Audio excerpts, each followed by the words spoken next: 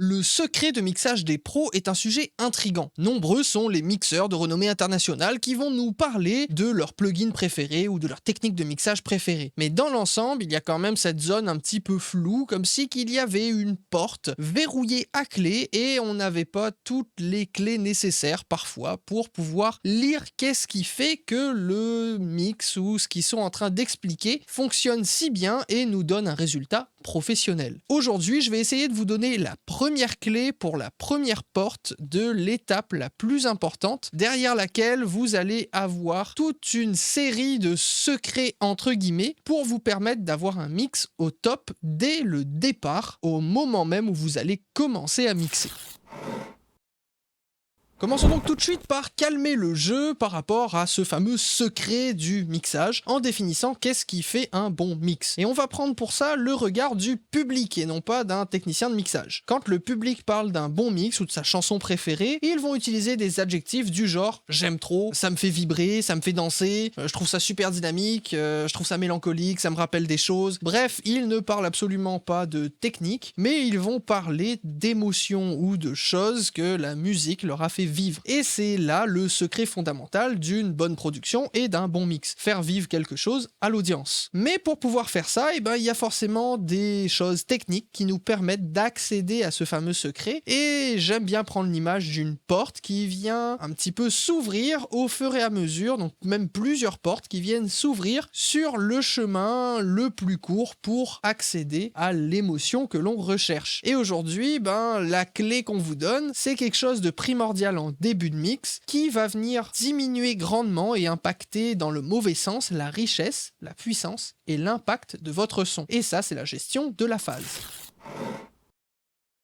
On va commencer par se rappeler ce que c'est que la phase. En premier lieu, rappelons que le son, c'est de l'air qui se déplace. Ces ondes sonores là ont chacun un cycle et l'onde sonore est composée de 3 éléments principaux, à savoir l'amplitude, donc un petit peu la force, la longueur d'onde, le temps, et la fréquence, à savoir est-ce que c'est aigu ou grave. Et lorsqu'on va utiliser 2 ondes sonores simultanément, ce qui est généralement le cas lorsqu'on fait un mix, on utilise rarement une seule piste, on va avoir des interférences entre les différents signaux. Ici par exemple, pour vous imaginer la chose, j'ai ici donc tout simplement une sine wave, donc une onde sonore sinusoïdale à 1 kHz. Cette fameuse sine wave là, on voit qu'elle ressemble à une vague, il y a la section par en bas, la section par en haut et une ligne au milieu. En haut, on va être dans le positif, en bas dans le négatif, et la phase, ça va être une sorte de photo qu'on va prendre à n'importe quel endroit du cycle qui va nous donner l'état de l'onde sonore. Lorsqu'on va avoir 2 signaux joués simultanément, il peut se passer 2 choses. La première, une interférence constructive et la seconde une interférence destructive. Quand c'est constructif, c'est positif en quelque sorte, et quand c'est destructif, c'est que ça vient abîmer le son dans un sens. Pour se donner un exemple très théorique, on va utiliser nos 2 fichiers avec 1 kHz. Ici, si j'ai un deuxième fichier identique, donc l'onde monte, et que je fais jouer les 2 ensemble, vous allez voir que le volume va augmenter. Et la seule différence qu'il y a ici, c'est juste une augmentation du volume. A l'inverse, si je viens faire jouer un fichier qui est totalement à l'opposé, fait que là on voit que ça descend ici, ça monte ici,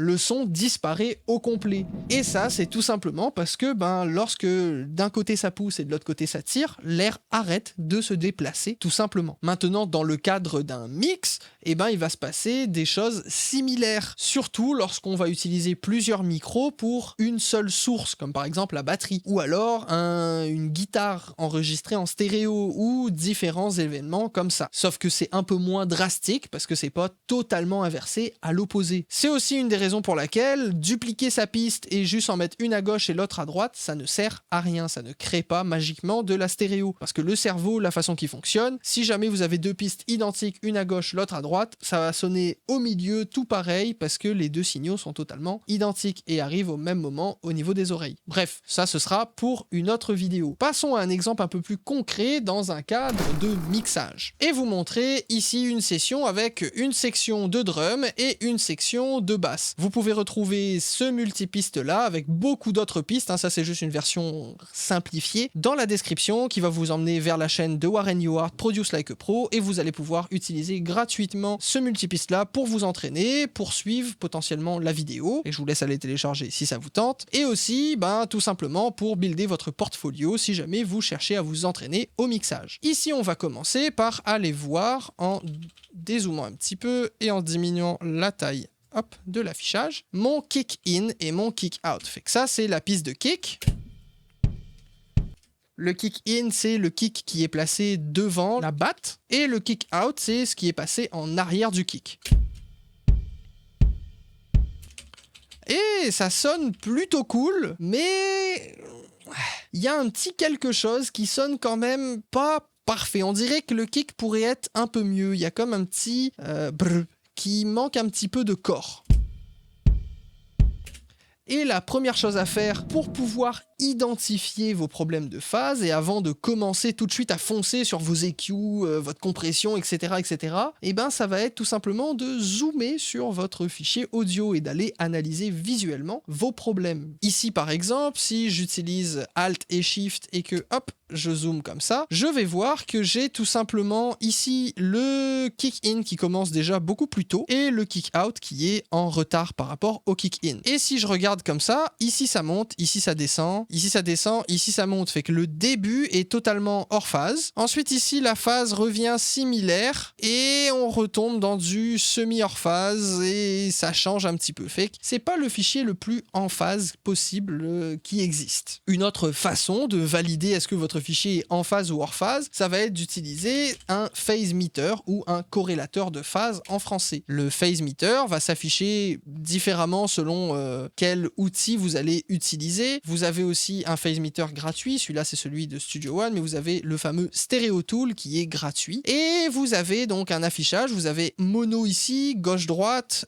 S+, S-, ça c'est pour le side, donc les côtés. Et en gros, si vous êtes au-dessus ici, ça veut dire que vous êtes mono. Si vous êtes au-dessus, ça veut dire que vous êtes en phase. Si vous êtes en dessous, ça veut dire que vous êtes hors phase. Et ici, c'est la même chose. À +1, vous êtes totalement mono. Entre 0 et +1, vous êtes stéréo en phase. Et en dessous de 0 jusqu'à -1, vous êtes full hors phase. Et une fois que vous avez comme ça défini est-ce que vos pistes sont en phase ou hors phase, il va plus que rester à corriger ces problèmes-là. Alors, est-ce que vous vérifiez la phase dans votre mix? Dites-le moi dans les commentaires. Et si vous ne le faites pas, essayez, vous allez voir, et il y a encore des petites astuces parce que je vous ai pas encore dit comment corriger tout cela. D'ailleurs, si le contenu vous plaît et que vous voulez en apprendre davantage, n'oubliez pas de cliquer sur le bouton s'abonner, activer la cloche, mettre un pouce bleu et surtout partager autour de vous et inviter vos amis qui pourraient être intéressés à ce genre de contenu. Comme ça nous soutient directement et en plus c'est gratuit. Vous pouvez aussi me retrouver sur Instagram @cefaprod et n'oubliez pas que nous sommes en live chaque semaine, tous les samedis. Une fois que le mix est terminé, que toute la phase de production et post-production est terminée, y compris mastering, etc., il arrive le moment de distribuer la musique. Si vous êtes un artiste indépendant et que vous cherchez à distribuer votre musique sur toutes les plateformes de streaming ou presque, ne cherchez plus à aller voir DistroKid. DistroKid, c'est un distributeur en ligne qui vous permet comme ça de pouvoir mettre votre musique accessible sur les plus grosses plateformes, mais aussi sur plein d'autres plus petites plateformes et qui vous permet de gérer à la fois la communication, d'avoir des outils pour faire de la pub et aussi de gérer tout ce qui est split revenu si jamais vous travaillez avec d'autres artistes. Bref, c'est l'un des meilleurs distributeurs en ligne pour les artistes indépendants et avec le lien dans la description mais aussi dans le nouvel onglet YouTube, lien juste en dessous du nom de ma chaîne, vous allez retrouver un lien partenaire qui va vous offrir 7% de rabais pour votre premier abonnement à DistroKid. Si vous prenez votre abonnement avec ce lien-là, c'est un soutien direct que vous faites pour ma chaîne. Merci beaucoup et on continue pour savoir comment résoudre les problèmes de phase.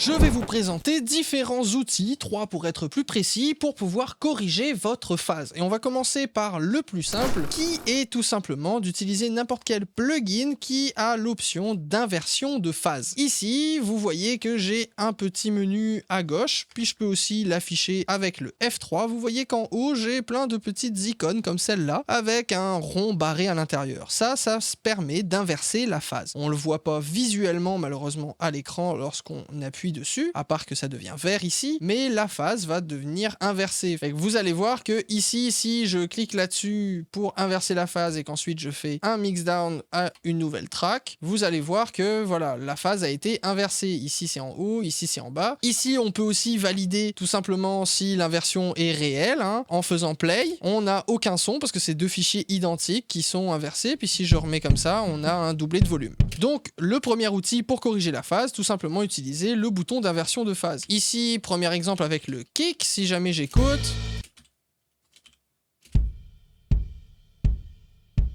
si j'inverse la phase du kick out, j'ai beaucoup plus de gras, beaucoup plus de low end. Autre exemple qu'on peut avoir, qui est encore plus parlant à mon sens, c'est tout simplement la basse. Ici, si je viens ouvrir mon dossier de basse, je vais avoir ma basse DI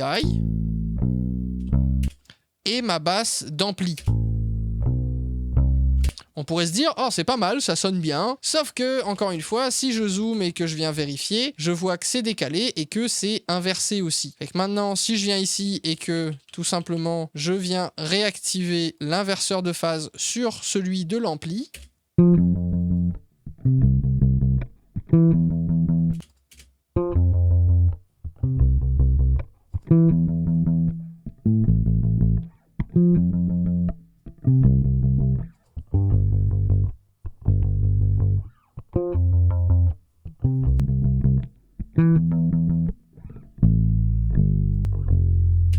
il y a une grosse différence de son. À nous de voir celui qui apporte le plus de profondeur à notre fichier. La deuxième méthode pour venir corriger le tout, ça va être justement de faire un recalage du temps, comme par exemple si on regarde ici entre notre kick-in et kick-out.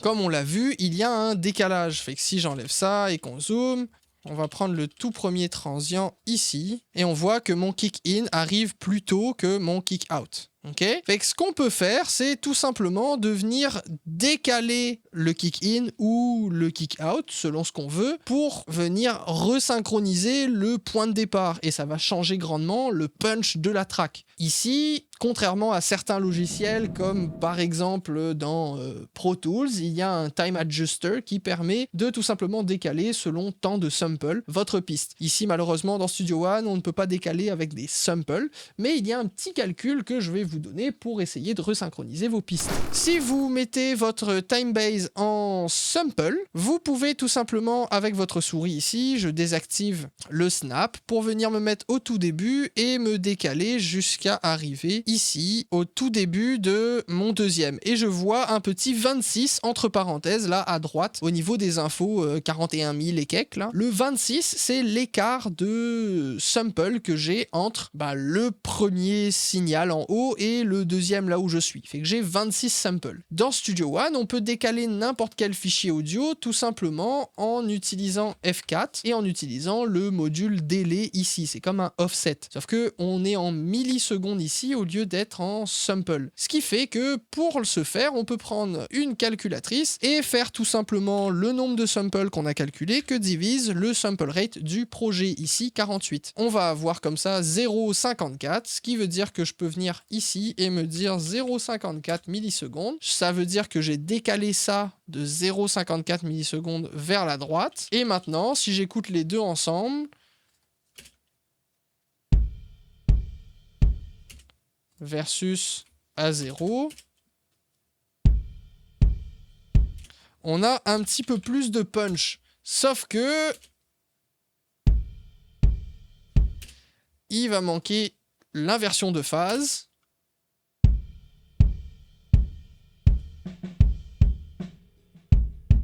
Et là, on a le summum. Il manque un petit peu de punch. On regagne un peu de punch. Le troisième outil, qui est assez simple en soi, ça va être tout simplement d'utiliser un égaliseur de phase, un correcteur de phase automatique. Si je viens voir ici sur mes deux pistes de basse, j'ai ici ce qu'on appelle M-Auto-Align de Melda. Il en existe plein d'autres compagnies, et c'est des outils qui vont tout simplement corriger la phase automatiquement pour nous en analysant un sample, une section de l'audio, analyser les problèmes de phase et venir corriger le tout tout au niveau logiciel, sans que nous on voit ce qui se passe en arrière. Donc c'est un outil qui est très très cool à utiliser et qui peut aider à mixer beaucoup plus rapidement. Cependant, il faut faire très attention parce que des fois, ça sonne pas forcément mieux. Au niveau de la basse ici, par contre, ça fait le jour et la nuit. Ici, j'avais déjà préconfiguré mes choses et que j'ai déjà fait l'analyse, le tout est déjà corrigé. Et là, je suis en bypass. Fait que ça, c'est la basse sans M-Auto Align.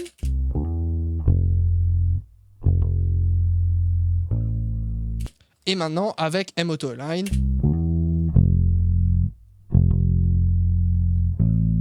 beaucoup plus gras, beaucoup plus riche, beaucoup plus présent. Maintenant, on va se parler de méthodologie, parce que c'est bien beau d'avoir les outils, mais comment est-ce qu'on approche le mix de tout ça? Parce qu'il y a énormément d'éléments, et comme j'ai dit, il suffit pas juste de mettre des M-Auto Align partout, puis de cliquer analyser, et c'est fait, c'est réglé. Il faut contrôler la chose. Et vient là une règle d'or du mixage de manière générale, corriger que ce qui doit être corrigé, que ce qui a un réel impact, que ce qui est important pour être plus rapide, plus efficace, parfois même parce que les petites erreurs comme ça peuvent créer de l'émotion. Ici, si on retourne sur notre exemple et que je reprends tout simplement mon drum, mon kick sonne plus gras, plus lourd, c'est plus cool. Maintenant, quel autre élément j'entends dans ce fameux kick là et quel autre élément capture le kick? Eh ben, il y a le snare déjà. Fait que là, on a le snare top. Si on rajoute le deuxième micro de snare,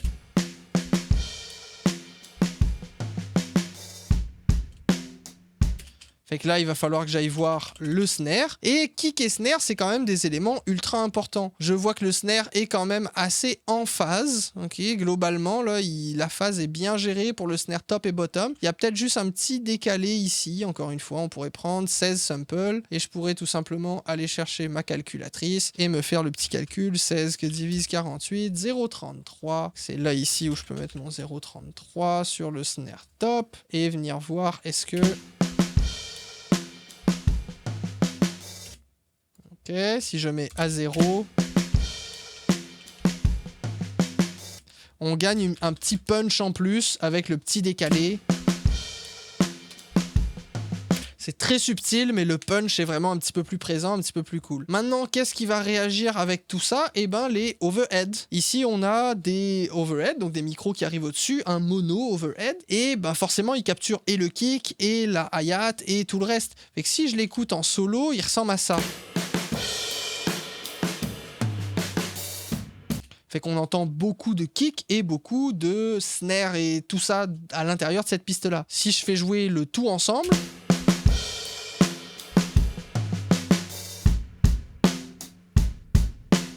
on dirait que le snare, il a perdu du gras. On dirait qu'il est beaucoup plus mince, beaucoup plus petit, beaucoup plus aigu. Si j'inverse la phase du overhead mono...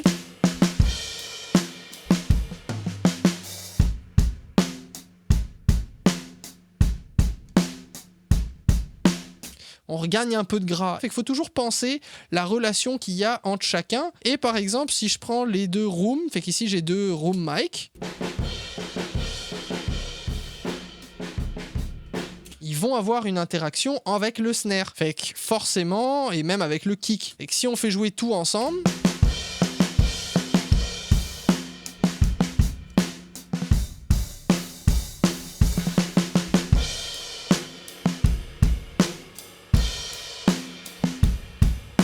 Là, on voit que si on inverse la phase, ça aide pas du tout. Le son devient un petit peu plus mince, trop centré. Donc, la méthodologie globale que je vous conseille, c'est simplement écouter en premier lieu et travailler vos oreilles à écouter le déphasage en exagérant au début, essayer de déphaser des choses, fait que dupliquer le même fichier puis décaler-le, vous allez tout de suite entendre comment ça sonne et au fur et à mesure, essayez d'écouter le déphasage avec des fichiers beaucoup plus courts, beaucoup plus proches. Au moins comme ça, vous allez travailler votre oreille à entendre du déphasage et ensuite, vous n'avez plus qu'à tout simplement, une fois que vous avez entendu du déphasage, valider si le changement que vous faites donne un plus ou pas à la production et finalement corriger le problème définitivement. progressivement. Et voilà, on s'arrête là, on se complique pas plus la vie que ça, c'est assez simple. J'espère que vous avez aimé cette vidéo et que cela va vous aider pour votre prochain mixage. N'oubliez pas de me taguer ou de me le dire dans les commentaires, dans l'onglet commu sur Instagram, en story, comme vous voulez, si jamais ça vous a aidé. Je vous rappelle les liens dans la description et juste en dessous du titre de la chaîne. Merci d'avoir suivi cette vidéo, vous êtes des êtres humains géniaux, ne l'oubliez jamais. N'hésitez pas à proposer des sujets dans le cadre des vidéos comment corriger, et à la prochaine pour une prochaine vidéo. C'était Cefa de Cefa Productions. Salutations à toutes et à tous selon votre fuseau horaire et ciao!